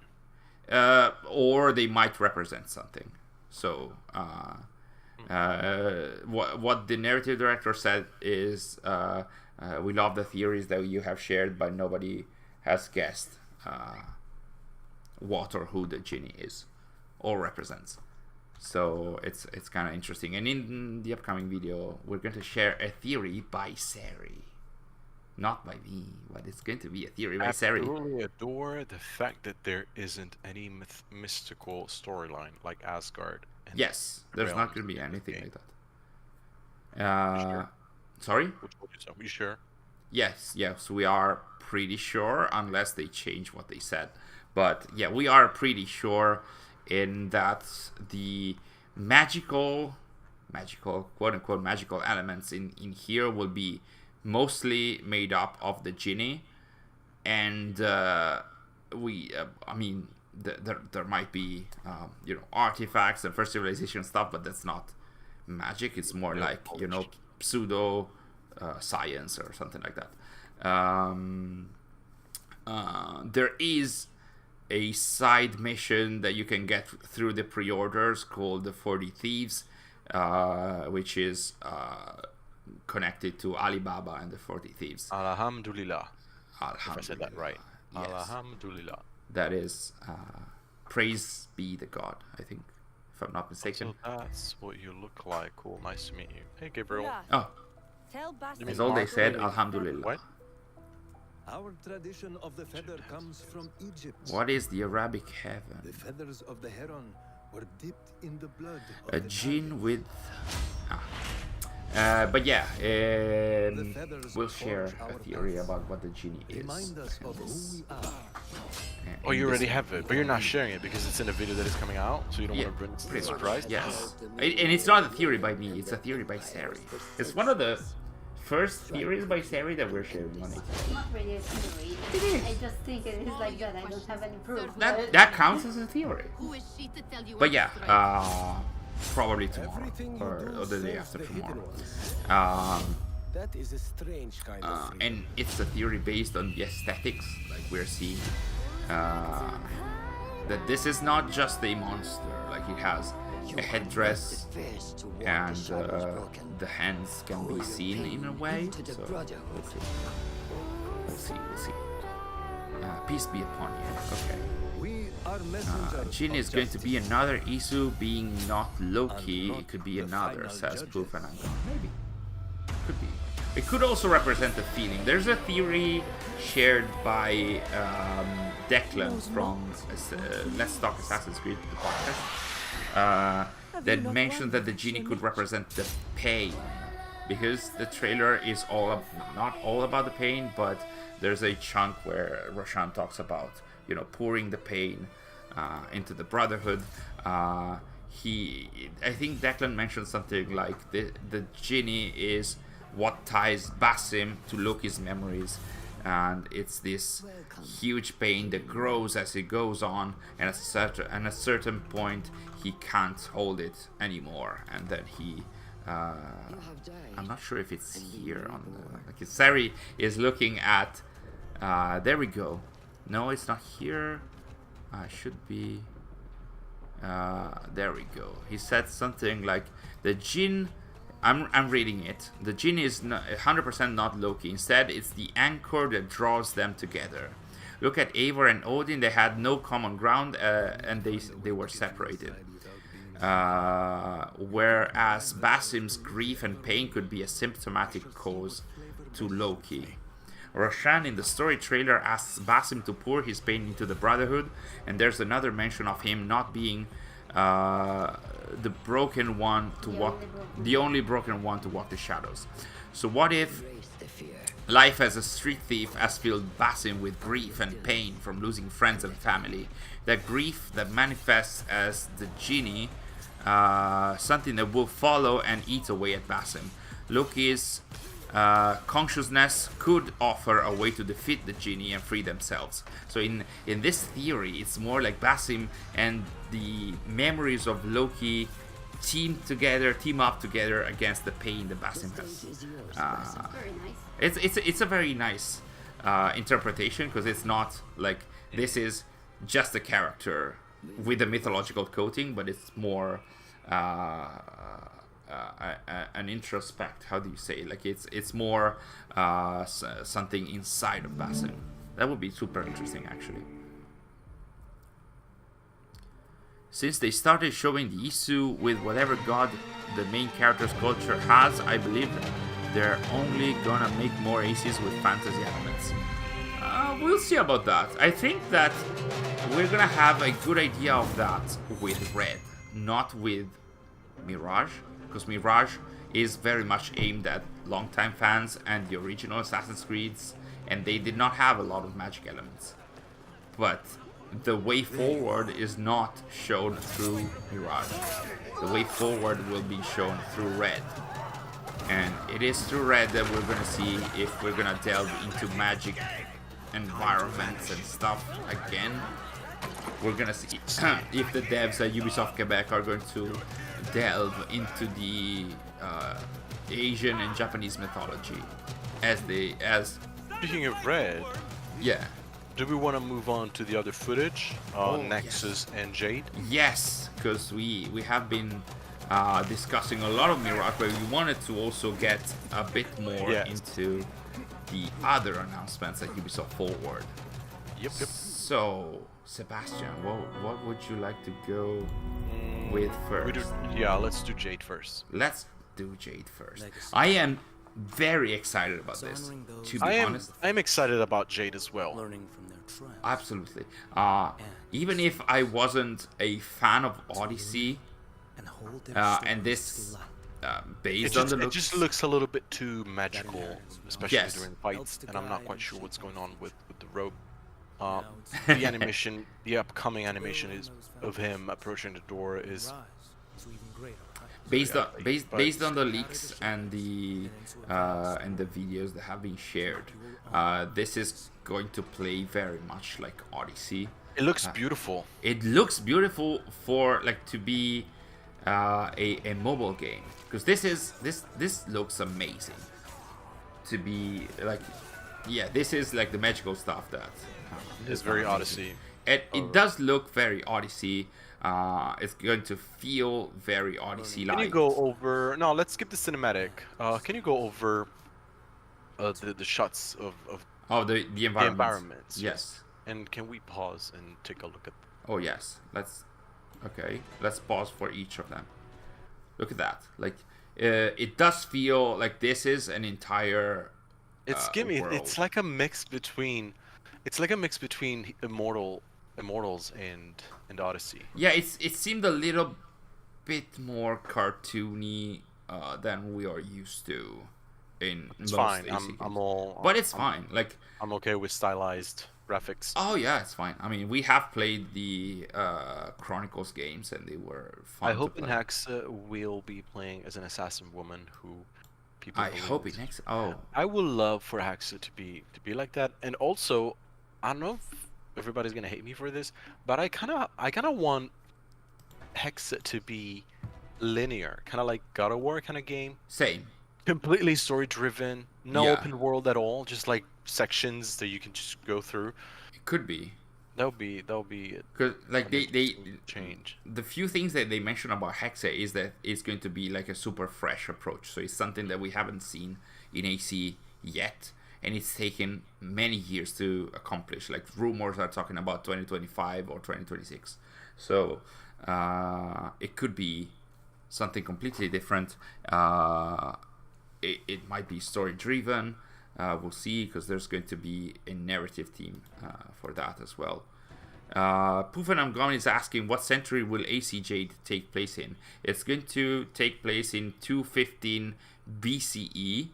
So that is between Odyssey and Origins. It's roughly 200 years after Odyssey, and 170-ish or 50 years before Origins, which means there are supposedly no hidden ones, no assassins, no nothing. Is Jade, as far as we know, exclusively single player? Like it's kind As of far weird as if we you're know, doing yes. a mobile game that is just like single player. That's a very good question, I think. Because when you do a mobile game, usually you want to make a game that is going to be like played for a long time. That is kind of like if you want to Absolutely. monetize, especially because they said it's going to be free.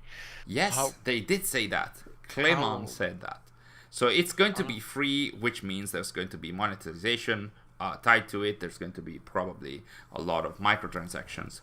I think that there might be, because like this is a game that was originally, and it still is probably, aimed at the Chinese market first and the Western one second, which means there's a chance there might be multiplayer.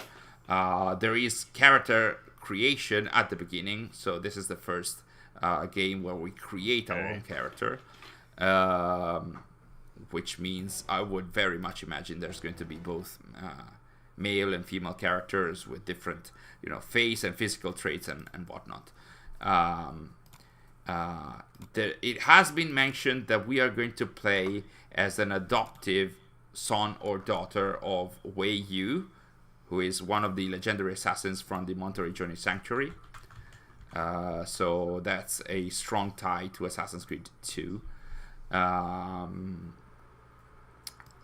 As far as we have seen, it looks like mostly a single player game, but I wouldn't rule out some multiplayer features. That's for sure. What else? We can like these environments are also really very interesting because you see like. Can you zoom on the buildings? Yes. Can we zoom on the buildings, Sary? Sure. These buildings. Like this The one? ones in the middle, like Okay. the patch of buildings there. Oh, okay. So this one. Okay, let's zoom there. More. Like that or more? I think that's good. Okay, so Hmm. we're trying to. Okay, there we go. Thank you for joining us, Arsh. Back to work I go. A lot of coverage Well, hey, Arsh. on AC Landmarks recently, on Bye. Mirage especially. Just at creative mode. Okay, so yes, this is like you call it a patch of buildings. I wouldn't expect Oh, me neither. that. I know what you're gonna say, but me neither. What? I wouldn't expect them to all be visitable because it's going to be like a huge open world. It does look like it's going to be a huge open world with many cities. I don't think it's going to be like you can enter every single building like you couldn't in Origins. Oh, I don't care if like we're not gonna be able Yeah. to enter the buildings. That's fine. The main ones we will for sure, like the main palaces and castles.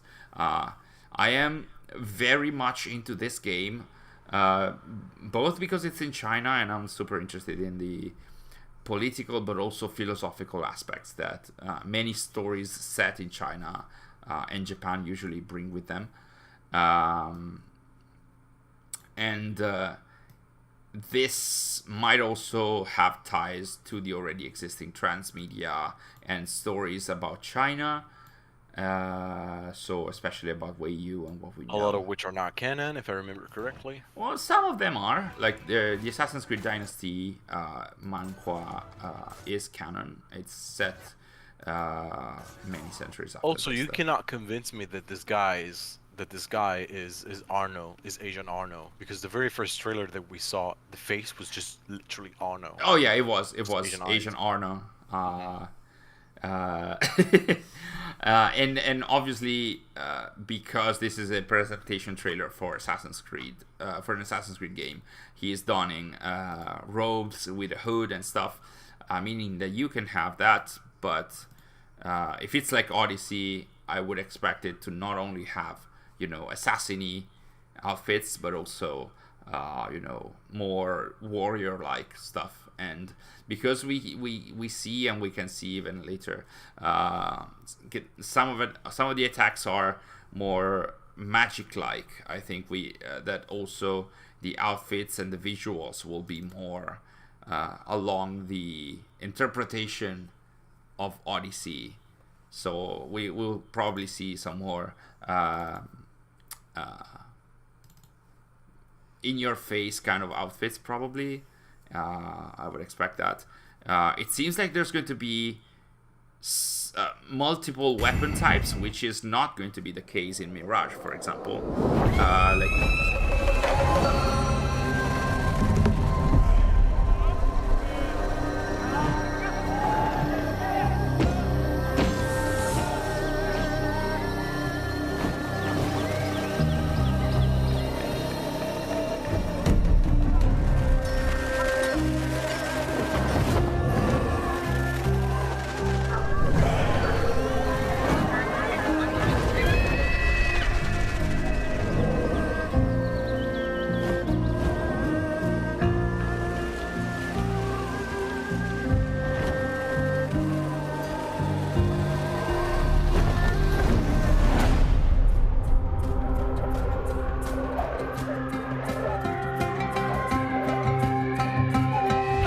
This is literally Arno. Like, no one will convince me otherwise. Those are his lips.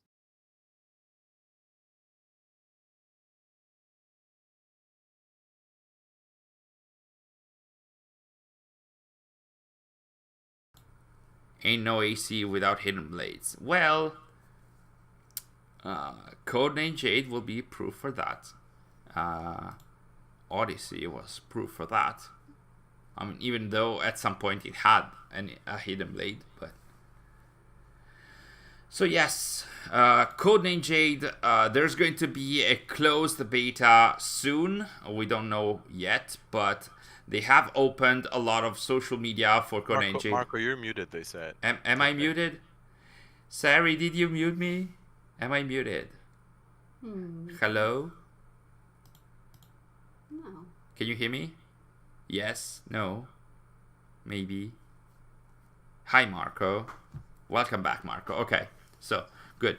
As I was saying, there's going to be a closed beta for Codename Jade soon. We don't know yet when that's going to be.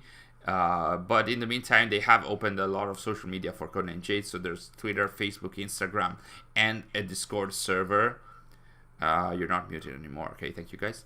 There is a Discord server. I would advise you to get in there to get the more recent information about when the closed beta is going to drop. And you have to register on the website, which is Assassin's Creed CodenameJade.com. So I'm very excited about this. Even if it's not about Assassins, or might not be about Assassins. If it's like Odyssey, we will have probably a good chunk of stuff about Isu, and we'll see about that. And Codename Red, Codename Red next year probably. We're gonna talk about that. Before that, we have to finish Mirage. We have to finish Codename Jade, and in the holiday period, another Assassin's Creed game will release, and it's called... Let's get over Nexus. Yes, it's called Assassin's Creed Nexus. So let's get into Nexus. Let's get into the codes that were released before the release of Nexus. So hi, codes that were there by mistake, but there's the trailer.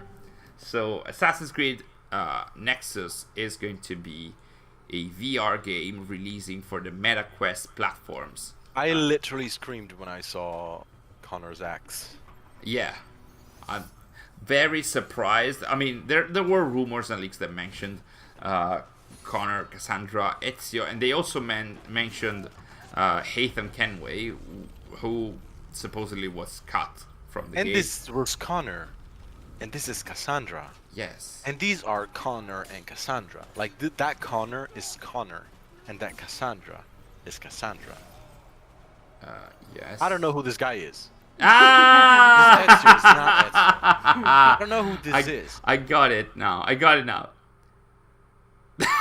Look at him. Who's this guy? Who is this guy? Who is Ma chi è? Chi è? Let's make it very Italian.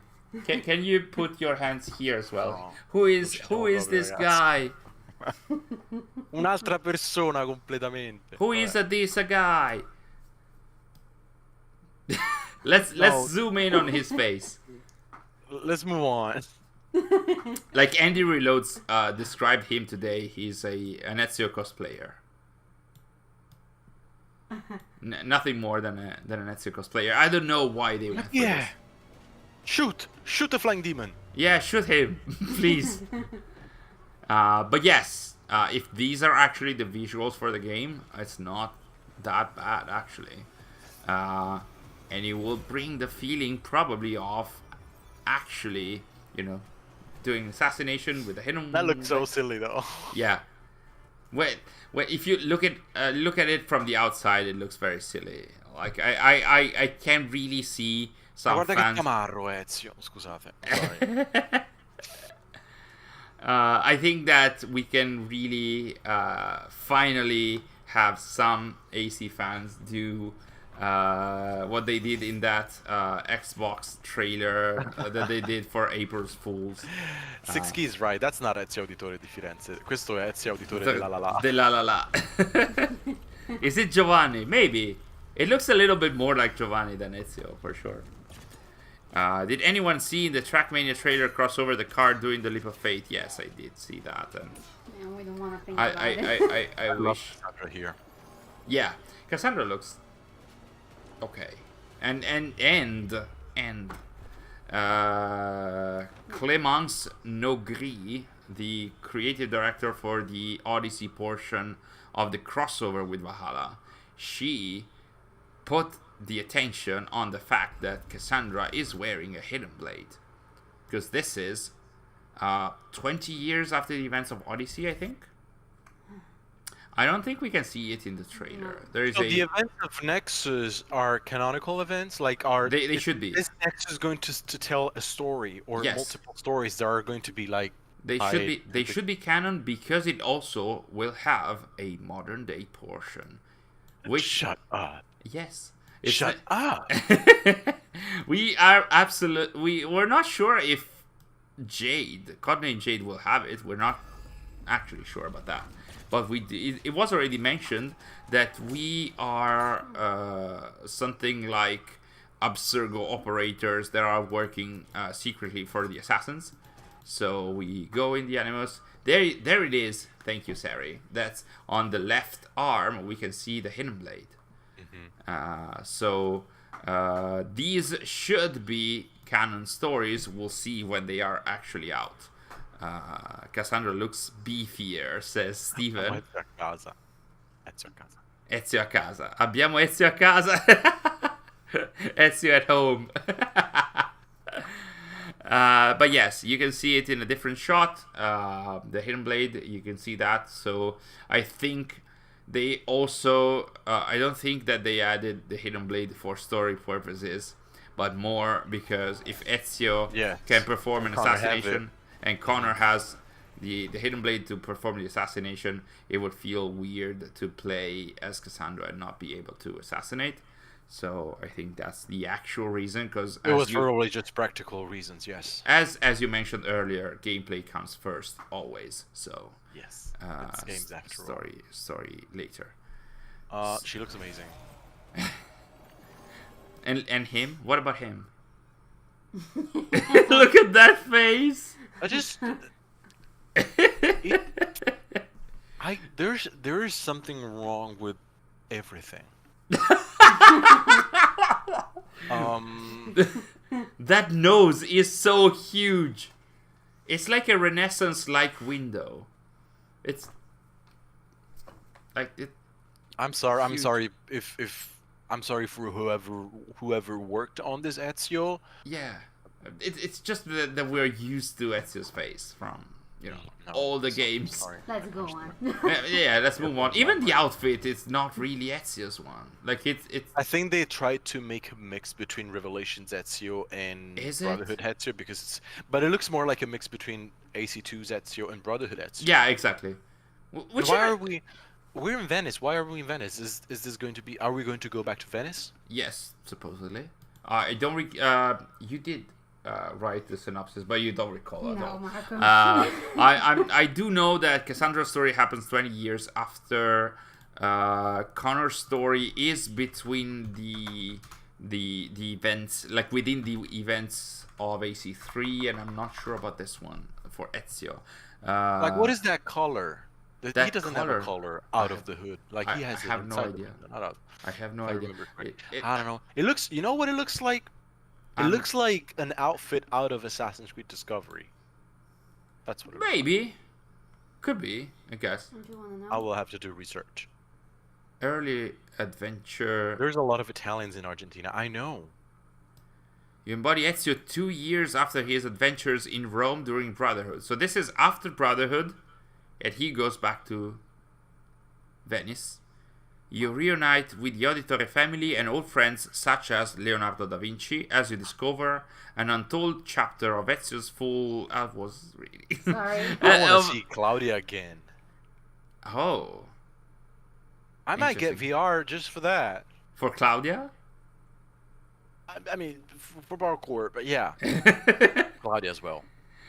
You embody Cassandra 20 years after the Battle of Amphipolis at the end of Odyssey. In this new chapter of Cassandra's story, get caught up in a new battle between Athens and Sparta during the time when the 30 tyrants brutally ruled Athens. That's an actual historical event. Okay.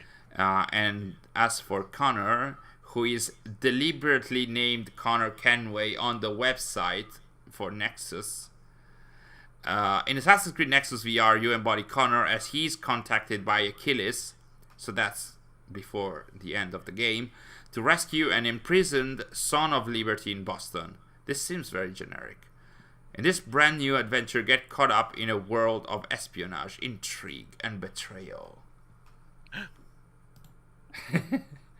A rapidly thickening plot. So, Outfit is a fashion crime. It truly is. So, on that note, I think that we can get closer to the end, because we have had a look at all the trailers that were released for... We went over everything. I think we did. Looking forward to Memento Gallery videos of himself parkouring on actual Italian landmarks while wearing a VR headset. Without wearing a headset? While wearing a VR I'm really headset. curious to see how this is gonna, like, how parkour in VR is gonna play out, because we did try Assassin's Creed VR in Odyssey and Origins. Let's mention this. But there was no actual parkour. Like, there was some awkward climbing. There was no climbing. parkour. Because you move in the environment. You can only do parkour, I think, if the environment is moving around you. Yeah, because otherwise... I mean, my living room is very limited. I cannot actually. So there's the environment has to, like, come to me. Yeah. In the simulation. So yes, I mean, when we tested the VR games for Origins and Odyssey, we were invited by Ubisoft Düsseldorf in Germany. We basically were standing and moving our arms to simulate climbing. It was cool as F. It was. Yeah, it was super cool. It was super fun, actually. Sary is already getting, like, the Escape the Lost Pyramid videos to show that, but I don't. Sometimes they do show what you're moving, the way you're moving. In this case, actually, we see Ezio doing some kind of, it's not a controlled descent, but he's dropping down as he's parkouring. So it's this one, but it's after, towards the end. I think there's try and go after that. No, there it is. Go on. There's only a logo in this one, but it's fine. I mean, what we tried was more of a cooperative kind of game. Like these are going to be single players, and they're going to be. Blades are so short. It doesn't matter. The size doesn't matter. It's how you use it that matters.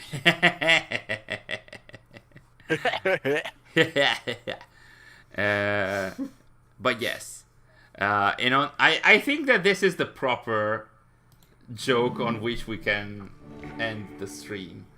Yeah. Like I have on- to have dinner, so I'm gonna leave anyway. on how hidden blades are small, but you have to, you know. So guys, thank you guys so much for joining us for this special stream that we had with our friend Sebastian from Memento Gallery. Thank you so much, Sebastian, for joining us. Thank you for having me. That was fun. We should do this more often. Yeah, we definitely should do that, and we should have we should do it like weekly with different people from the community. I'm pretty sure a lot of other people have a lot to say. a lot to say. We could actually do that. Sorry? The Vortex streams. The Vortex stream. Yes, because like this was a first proto outing of our Vortex program that we're having at ATA. Where if you'd like, Sary is already hunting for the picture. I don't have it. It was very spontaneous. We came up with it 2 days ago. Yeah. 3. Just roll with it. We didn't prepare anything, as Sarah can. As you can, yeah. So, as you can see, Sary can get like master up stuff without preparing. Like even if she prepares stuff, like we tell her to prepare stuff, and then we talk about completely different content. So so this is how it always happens. So once again, thank you, Sebastian, for joining us. We should do that more often, and we shall do that. And thank you all for joining us in the chat. Grazie for the stream, as Zark says. There it is. There's the picture. Sary got it. So our Vortex program is a content creation collaboration program. So if you'd like to work with us, create content with us that we can share on our social media, on our channel and stuff, you can write to us at info@accesstheanimus.com. And the way we created this stream was very much a proto outing for Vortex. We have had already a lot of people writing to us. There's a lot of. Be patient because I'm very slow at answering. Yeah, we need a lot of time to sift through all the applications and the content that was already created that we're going to share very soon, actually. So, if you'd like to join us, these are not continuous collaboration. They can stop at any time. There's no long-time commitment. So if you have an idea for any kind of content you would like to share on ATA, this is the program for you. And again, for the final time, thank you guys so much. Keep an eye out on the channel. We're gonna share the video that I mentioned throughout this stream multiple times in the coming days, and we'll see you next week. Oh, wait a second. No! Go. I mean, you pushed okay, me. Okay. You pushed me to end the stream. It's alright. Are we good? You can do your Can I stuff. do the thing? Okay. Yeah. I'll see you next